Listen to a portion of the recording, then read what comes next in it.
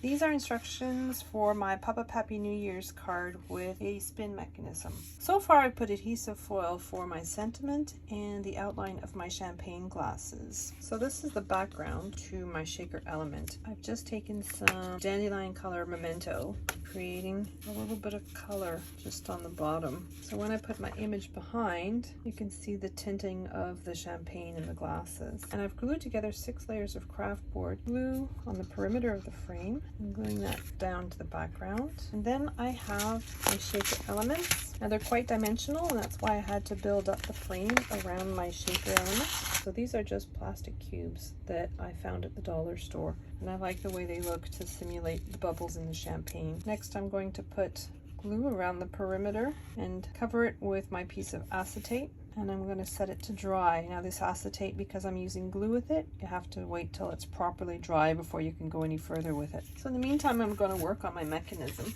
In the file, I have set the fireworks to draw. I have used a Cricut glitter gel pen to make the fireworks. Although it's very pretty, it's not as noticeable as the foiled counterpart. Now this I did using my foil tool.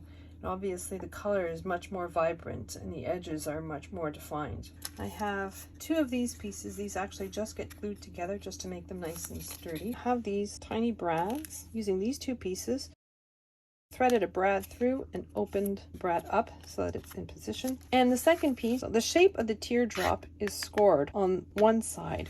We're going to turn it over, and on the other side lay that white piece, and then I'm going to thread my second tiny brad through the hole in the center and open it up. So I've just put foam tape around the perimeter of that circular piece. I'm going to take the liner off that foam tape. I'm just making sure that my scalloped piece is centered vertically and horizontally on my card base, and at the opening shows the scalloped edge. I'm putting that scored teardrop so that it's pointing towards 12 o'clock. So I'm just going to put some glue in an arc position just on the bottom of that teardrop shaped piece, so not on the top at all, just on the bottom. I'm going to flip this over and position it over that score line. I have very thin foam tape, so I've put 3 layers of the foam tape on the perimeter of the card, but nowhere close to where the card has movement. That scalloped circle has to move quite freely. I've taken all the backing off my foam tape, and that teardrop shaped piece is in the lowest position. So this is as low as my mechanism gets.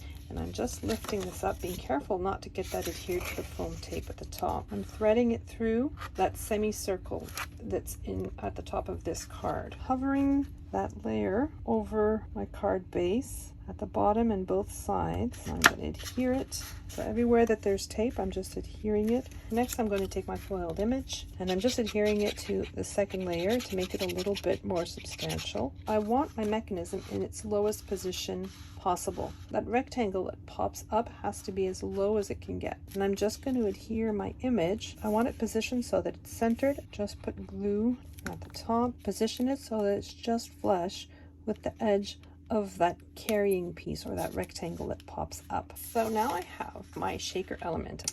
I'm just going to put some double-sided tape around the perimeter. So I've just marked the back of it pretty much where I want to position it. I'm just going to take the backing off my tape, and then making sure that the yellow stays on the bottom as I flip it over, I'm just positioning it over my image like so. This is going to get adhered to the top of my card. This is 6 layers of craft board and 2 layers of cardstock, so it's relatively thick. I am going to run foam tape all along the edge except up here, so you can probably run some foam tape here, all along here, and all along the bottom, because you need to elevate it beyond the depth of your shaker element.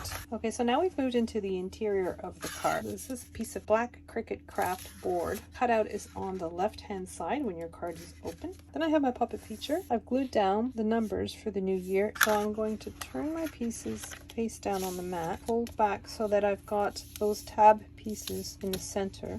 I'm just going to put glue on the tab pieces like so. I'm going to glue them down I'm going to collapse my 3D shapes, fold them on top of one another. This shape has to fit within my card base. So I'm going to put glue on the bottom of this piece, and I'm going to flip it over, position it so that corner is on the score line and this corner fits within the framework of my card. I'm going to put glue, but just on that rectangle between the score lines, the edge, and the fold of the piece. Then I'm folding my card close.